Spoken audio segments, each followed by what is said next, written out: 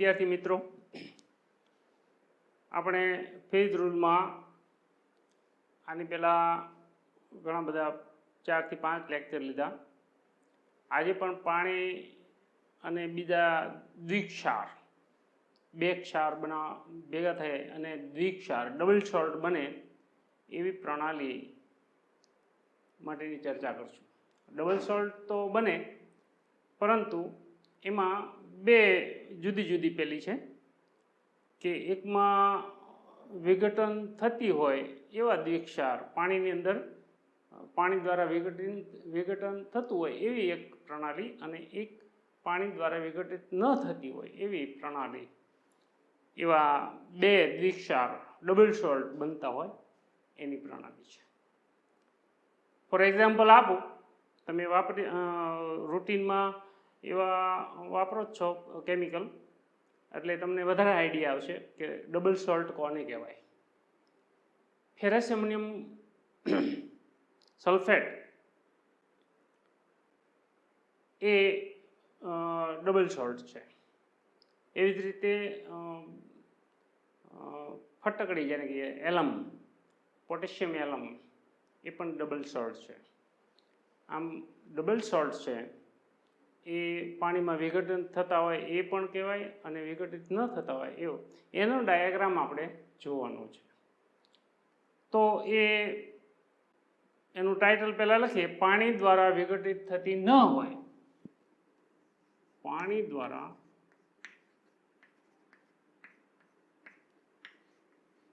વિઘટિત થતી ન હોય તેવા દ્વિક્ષાર ડબલ સોલ્ટ દ્વિક્ષાર બનાવતી પ્રણાલી.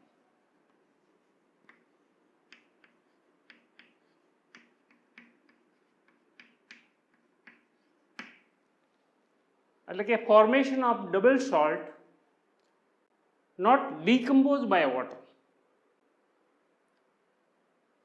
Formation of double salt not decomposed by water.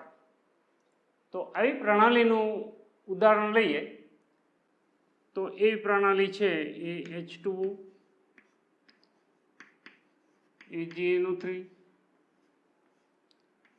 NH4NO3, આ એની પ્રણાલીનું ઉદાહરણ છે. જો આ પ્રણાલી પૂછે તો આ, અને આ પૂછે તો આ, એ રીતે આપણને ખબર હોય છે. અહીંયા પણ આની અગાઉ મેં તમને કીધું હતું, તો એમાં આને H2O ને પાણી ને A, AgNO3 ને B અને NH4NO3 ને C એમ ધારી લઈએ, અને એને ટ્રાયેંગલમાં દર્શાવી અને એ પ્રણાલીને સમજાવવાનો પ્રયત્ન કરીએ. તો એ જુઓ, આપણે એને ટ્રાયેંગલમાં પહેલા દર્શાવીએ.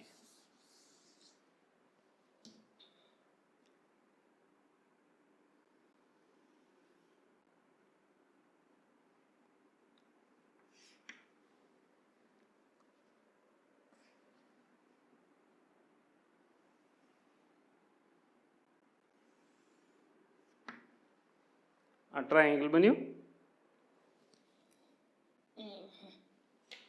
આ ટ્રાયેંગલ છે, આમાં A અહીંયા પાણી H2O, B AgNO3 અને C એમોનિયમ નાઇટ્રેટ.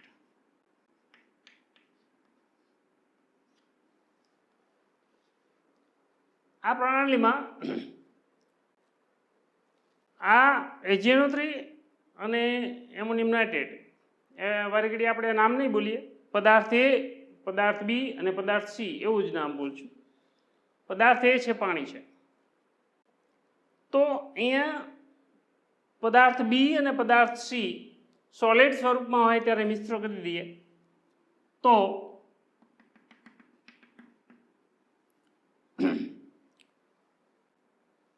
આ બાજુ 100% B અહીંયા છે અને અહીંયા B0 છે, અહીંયા 100% A છે, C છે, અને અહીંયા 0 છે. એનું મિશ્રણ જુઓ તો અહીંયા મિડલના વિસ્તારમાં એનું મિશ્રણ છે. હવે એ બાઇનરી મિશ્રણ છે, એને આ પાણીમાં એટલે કે પદાર્થ એમાં ડિઝોલ્વ કરીએ એટલે કે દ્રાવ્ય કરીએ તો એનું દ્રાવ્યતા, શુદ્ધ દ્રાવ્યતા અહીંયા આગળ મળશે E. આપણે અહીંયા મિડલ પોઈન્ટ છે અને ડી બિંદુ કહીએ. શુદ્ધ દ્રાવ્યતા E મળશે. આ Eમાં પદાર્થ C ઉમેરીએ તો એ ધીમે ધીમે આ દ્રાવ્ય થાય છે અને એ દ્રાવ્ય થઈ અને એ વક્ર મળે છે, વિવિધ લાઈનો અને અંતે એક વક્ર મળે છે. અને આ એક વિધિ, તો આ વક્ર છે એને સંતૃપ્તતા વક્ર, પદાર્થ બી નો સંતૃપ્તતા વક્ર કહેવાય. હવે આ એફ બિંદુ અહીંયા મળે છે, ઈ પછી એફ બિંદુ મળી ગયા પછી એમાં જો વધારે પદાર્થ સી ઉમેરીએ તો એમાં દ્રવ્ય થતો નથી, પરંતુ પદાર્થ બી અને પદાર્થ સીનું સંતૃપ્ત દ્રાવણ મિક્સ સ્વરૂપમાં મળવા મળે છે અને એ મિશ્ર સોલ્ટ બનાવવાનો શરૂઆત કરે છે. એટલે એ મિશ્ર સોલ્ટ રૂપે વધુ ને વધુ બી પદાર્થની અંદર આ એફ બિંદુ પછી વધુ ને વધુ સી પદાર્થ ઉમેરતા જઈએ તો એક બીજો એક વક્ર મળે છે, જી બિંદુ કહીએ એને.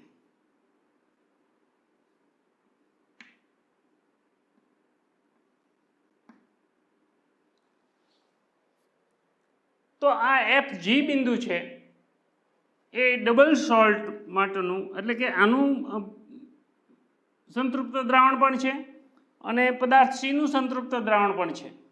એટલે એ ત્યાં એ ડબલ સોલ્ટ અસ્તિત્વમાં આવે છે. એટલે પદાર્થ ડી છે એ ડબલ સોલ્ટ છે અને એનું સંતૃપ્ત દ્રાવણ.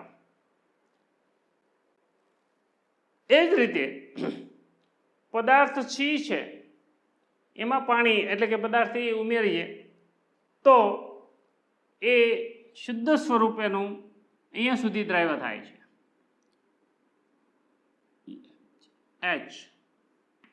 એચ બિંદુ, એચ બિંદુએ એ શુદ્ધ સ્વરૂપમાં દ્રાવ્ય થાય છે. જ્યાં બીનું પ્રમાણ અહીંયા સામેની બાજુમાં કશું હોતું નથી. એ જ રીતે એનું પ્રમાણ આ બોર્ડર ઉપર હોતું નથી, જે આપણે પહેલા લેક્ચરમાં જોયેલું છે. એ જ રીતે સીનું આ બોર્ડર ઉપર પ્રમાણ હોતું નથી. તો એ શુદ્ધ સ્વરૂપે સી છે એ અહીં સુધી દ્રાવ્ય થાય છે અને એ દ્રાવણમાં પદાર્થ બી ઉમેરીએ તો એ ક્રમશઃ ટાઈ લાઈન, આની પહેલાંના લેક્ચરમાં આપણે જોયેલું છે કે વિવિધ ટાઈ લાઈન આપીને એક વક્ર બનાવે છે જેને સંતૃપ્તતા વક્ર કહેવાય છે. આ જે સંતૃપ્તતા વક્ર બને છે એ પદાર્થ સીનો સંતૃપ્તતા વક્ર છે, એચ અને જી બિંદુએ આવ્યા પછી ત્યાં સંતૃપ્ત દ્રાવણ અસ્તિત્વ ધરાવે છે અને પદાર્થ બી એમાં હવે ડિઝોલ્વ થતો નથી, એટલે કે દ્રાવ્ય થતો નથી. હવે છતાં જી બિંદુ પછી વધુ ને વધુ બી પદાર્થ ઉમેરવામાં આવે તો વધુ ને વધુ એ પદાર્થ સી અને પદાર્થ બીનું ડબલ સોલ્ટ રૂપે વક્ર મળતો જાય છે, જે જી એચ સ્વરૂપે મળે છે. આ બાજુથી આ બાજુ, એ જ રીતે આ બાજુથી આ બાજુ જી એચ અને આ બાજુ એફ જી, એમ ડબલ સોલ્ટ મળે છે, એટલે કે દ્વિક્ષાર. આમ એક બી પદાર્થ ઉમેરવાથી ડબલ સોલ્ટ પણ મળે અથવા તો સી પદાર્થ ઉમેરવાથી પણ ડબલ સોલ્ટ મળે અને એ જુદા જુદા ઝોન મળે છે. અહીંયા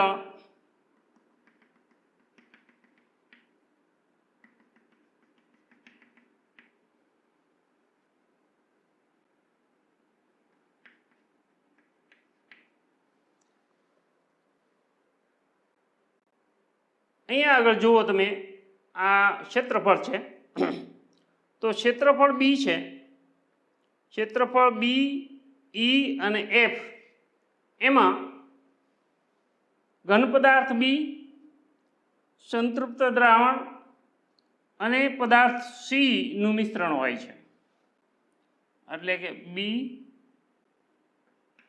દ્રાવણ વત્તા સી. એ જ રીતે આ ક્ષેત્રફળ આ જુઓ બી એફ ડી, તો એમાં ઘન પદાર્થ બી, પદાર્થ દ્વિક્ષાર ડી અને સંતૃપ્ત દ્રાવણ એફ અસ્તિત્વ ધરાવે છે. સંતૃપ્ત દ્રાવણ એફ અસ્તિત્વ ધરાવે છે. જ્યારે આ ક્ષેત્રફળ છે ડી એફ જી, એમાં દ્વિક્ષાર ડી અને તેનું દ્રાવણ સંતૃપ્ત દ્રાવણ અસ્તિત્વ ધરાવે છે. હવે ક્ષેત્રફળ ડી જી અને સી માં પદાર્થ સી, દ્વિક્ષાર ડી અને દ્રાવણ એનું અસ્તિત્વ ધરાવે છે. સંતૃપ્ત દ્રાવણ આ જે જીવળ છે ત્યાં અસ્તિત્વ ધરાવે છે. એ જ રીતે પદાર્થ આ ક્ષેત્રફળ સી જી એચ એની અંદર જુઓ તો એમાં પદાર્થ સી, એનું દ્રાવણ સંતૃપ્ત દ્રાવણ અને આ જે પદાર્થ આમાં ઉમેરીએ છીએ એ દ્રાવ્ય થયેલો હોય એ પદાર્થ બી અસ્તિત્વ ધરાવે છે. જ્યારે આ ક્ષેત્રફળ છે એ ઈ એફ જી એચ એની ઉપરનો આ ભાગ છે એ અસંતૃપ્ત દ્રાવણ ધરાવે છે.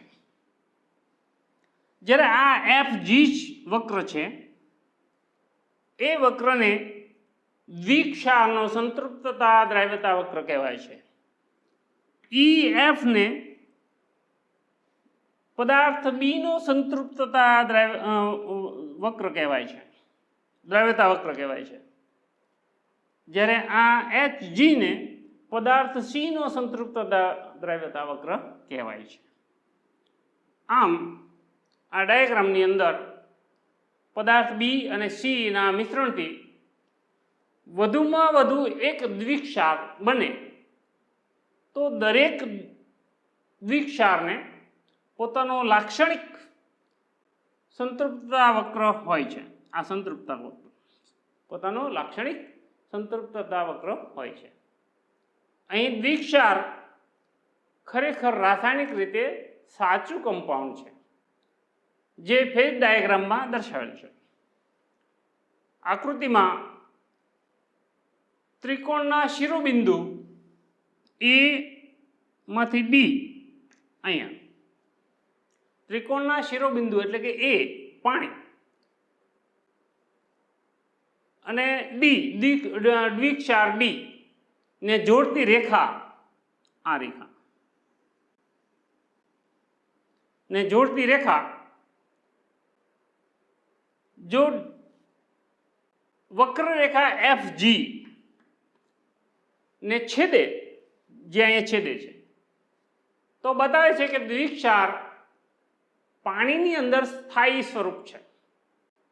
આનો અર્થ એ થાય છે કે પાણીની અંદર સ્થાયી છે, એટલે કે એ પાણી દ્વારા વિઘટિત થતી ન હોય તેવા દ્વિક્ષાર બનાવતી પ્રણાલી કહેવાય.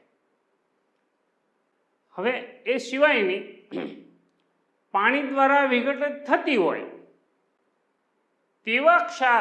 તેવા દ્વિક્ષાર બનાવતી પ્રણાલી જોઈએ તો એ ડાયાગ્રામમાં આમાં અને આ ડાયાગ્રામમાં શું ડિફરન્સ છે જુઓ.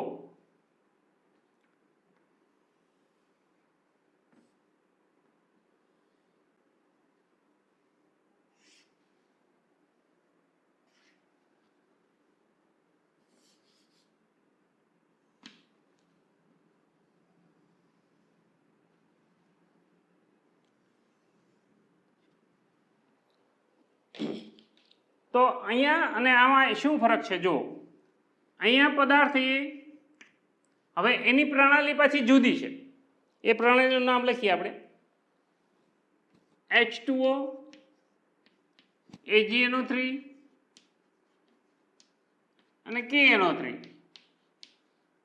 આ ટાઈપની પ્રણાલી છે પાણી દ્વારા વિઘટિત થતી હોય તેવા દ્વિક્ષાર બનાવતી પ્રણાલી એટલે કે formation of double salt decompose by water એટલે એ પાણી બી AgNO3 અને સી KNO3 હવે અહીંયા આ પ્રણાલીમાં આ એમોનિયમ નાઇટ્રેટ અને પોટેશિયમ નાઇટ્રેટ એ બેમાં જ ફેર છે બાકી બધું સેમ છે તો એમાં તમે તો જુઓ તો અહીંયા આગળ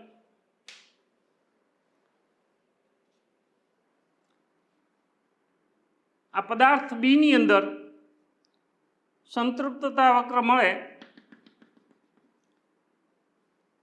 એના માટે પેલા આ લાઈન ઉપર પાણી ઉમેરો તો એનું શુદ્ધ દ્રાવ્ય સ્વરૂપ ઈ બિંદુએ આપણે પહેલાંની કમ્પેરમાં જ જોઈએ છીએ ઈ બિંદુએ અહીં મળે છે એમાં પદાર્થ સી ઉમેરતા જઈએ તો એ આ રીતે મળે છે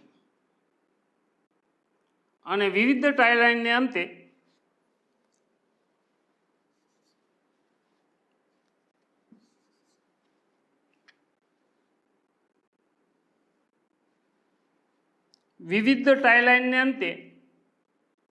એ આ રીતે ઝોન બનાવે છે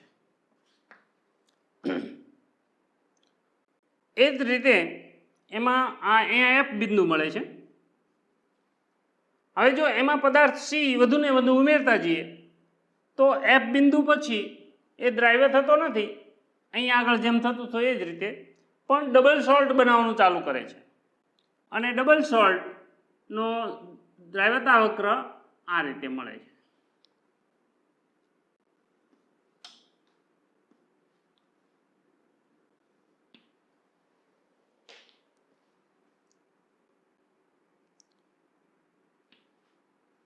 અને જી બિંદુ મળે છે ત્યાર પછી એ જ રીતે અહીંયા જે રીતે કર્યું એ રીતે હવે પદાર્થ સી ની અંદર પાણી ઉમેરીએ તો એની શુદ્ધ દ્રાવ્યતા અહીંયા આગળ H આ રીતે મળે છે અને એમાં પદાર્થ બી વધુ ને વધુ ઉમેરતા જઈએ તો વિવિધ ટાઈ રેખાઓને અંતે આ રીતે વક્ર મળે છે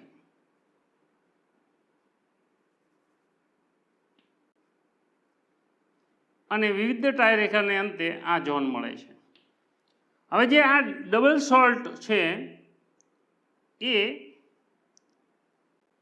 આ રીતે મળે છે આ ડી બિંદુ છે એ અહીંયા રેખાખંડ જેમ બી સી ને અડતું હતું એટલે અહીંયા ડી બિંદુએ પાણીનું પ્રમાણ શૂન્ય હતું આ સામેની દિશામાં પાણીનું પ્રમાણ શૂન્ય હોય પણ અહીંયા આગળ એ ડી બિંદુ છે એ બીસી રેખા ઉપર મળતું નથી એટલે કે આમાં પાણીનું પ્રમાણ હશે આમ આ છે એ દ્વિક્ષાર અને દ્રાવણનું ઝોન છે આની જેમ જ છે પદાર્થ આ જે ક્ષેત્રફળ EBF છે એમાં પદાર્થ બી દ્રાવણ અને પદાર્થ સીનું પ્રમાણ રહેલું છે આ ઝોનમાં પદાર્થ સી દ્રાવણ અને પદાર્થ બીનું પ્રમાણ રહેલું છે જ્યારે આ ઝોનની અંદર દ્વિક્ષાર અને તેનું દ્રાવણ રહેલું છે ઉપરની બાજુ એ પહેલાંની જેમ જ અસંતૃપ્ત દ્રાવણ હોય છે જ્યારે આ બધા વિસ્તારમાં જુઓ તો એમાં મિશ્ર સોલ્ટ છે બી સી અને પાણીનું પ્રમાણ ઘણું બધું છે, કારણ કે આ ડી છે એ અહીંયા BC લાઈનને અડકતું નથી.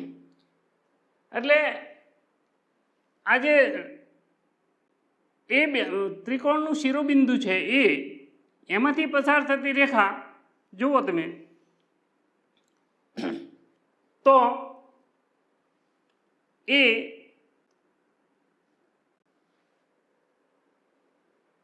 H2O D રેખા BC રેખાને મળતી નથી, પણ તે FD રેખાને કાપે છે. આ F અને D, જો આ FD રેખાને કાપે છે. એના બે અર્થ થાય. પહેલો, દ્વિક્ષાર વધારાના B દ્રાવણના સંપર્કમાં આવે છે.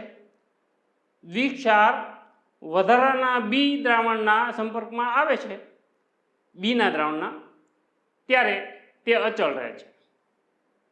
અને બીજો, દ્વિક્ષાર પાણી દ્વારા વિઘટિત થાય ત્યારે ઘન પદાર્થ C અલગ પડે છે. ઘન પદાર્થ C અલગ પડે છે. આવા બે શક્યતાઓ એની રહેલી છે. હવે શુદ્ધ ઘટક B અને C બાઇનરી દ્રાવણ આપેલ શુદ્ધ ઘટક B અને C બાઇનરી દ્રાવણો આપેલ તાપમાને દ્રાવણમાંથી છૂટા પાડી શકાય તો સંતૃપ્ત વક્રરેખા FG હશે. અને જો વક્રરેખા FG અને બિંદુ D આપેલ બંધારણનું સંયોજન ઘનફેજ હોય તો આ શક્ય છે. અને જો તે જળયુક્ત હોય, ઘનની બદલે જળયુક્ત હોય, તો FG માંથી નીકળતી ટાઈ રેખા ત્રિઘટક ફેજ માટે જોઈએ તે પ્રમાણે ત્રિકોણના અંદરના ભાગમાં, આ ત્રિકોણ જે બન્યું ને એના અંદરના ભાગમાં એનો બિંદુ મળતા હોય. જો AD એટલે કે આ A અને D, આ જે મળે ને AD રેખા વક્રરેખા FG, આ FG વક્રરેખા FG ને છેદે તો દ્વિક્ષાર આકૃતિમાં સ્થાયી હોય, એટલે કે પાણીની અંદર સ્થાયી હોય. અને જો ન છેદે તો એ પાણીની અંદર અસ્થાયી હોય છે. એટલે કે આ ડાયાગ્રામ પ્રમાણે જુઓ તો એ દ્વિક્ષાર છે એ પાણીમાં સ્થાયી છે, એટલે દ્વિક્ષાર વડે વિઘટન થતું નથી. અને અહીંયા આગળ તમે જુઓ તો એ પાણી વડે વિઘટિત થાય છે, કારણ કે એ પાણીની અંદર સ્થાયી નથી. આમ DH2O એટલે કે આ બિંદુથી આ બિંદુ રેખા વક્રરેખા EF, જો આ EF અથવા HG, આ વક્રરેખા, આ વક્રરેખા નહીં પણ આ બીની અથવા સીની વક્રરેખા ને છેદતી હોય તો એ બતાવે છે કે પાણીના સંપર્કમાં ઘન દ્વિક્ષાર D, પાણીના સંપર્કમાં ઘન દ્વિક્ષાર D અનુક્રમે B, જો આમાંથી કાપતું હોય તો B, અને જો આમાંથી કાપતું હોય તો C માં વિઘટન થાય છે. આમ પાણીનું વિઘટન દ્વિક્ષાર વડે થાય કે નથી થતું તે આ ડાયાગ્રામ વડે તમે બંનેને સમજાવી શકો છો. આવી રીતે આપણે દ્વિક્ષાર આની પછીના પણ ઘણા લેક્ચર છે દ્વિક્ષારના, જેમાં પાણી સાથેનો છે, એમાં આવા સોલ્ટ, ડબલ સોલ્ટ, તો ડબલ સોલ્ટનું જો તમને પૂછાય તો તમારે આ બે વિકલ્પ છે, પાણી દ્વારા વિઘટિત થતી હોય અથવા પાણી દ્વારા વિઘટિત ન થતી હોય તેવા દ્વિક્ષાર બનાવતી પ્રણાલી. આ એક ક્વેશ્ચન છે. આની પહેલાંનું જે મેં સમજાવ્યું એ પણ એક ક્વેશ્ચન છે. આવી રીતે તમારે દ્વિક્ષાર માટે કોઈ પણ વસ્તુ સમજાવી હોય તો એક ઉદાહરણ લઈ તમને આ ઉદાહરણ આપ્યું, અથવા તો એ શબ્દોમાં પણ પૂછાઈ શકે કે પાણી દ્વારા વિઘટિત થતી હોય અથવા ન થતી હોય તેવા દ્વિક્ષારની પ્રણાલી બતાવો. તો આપણને ખબર હોવી જોઈએ આ સૂત્ર એકાદું નમૂના રૂપે આપવાનું, અને જો આ જ સૂત્ર આપે તો તમારે એ પ્રમાણે સમજી લેવાનું કે આ સૂત્ર છે તો એ વિઘટિત થતી હોય તેવી પ્રણાલી છે, અને જો અહીં એમોનિયમ નાઇટ્રેટ આવે તો વિઘટિત થતી ન હોય તેવા દ્વિક્ષાર બનાવતી પ્રણાલી છે.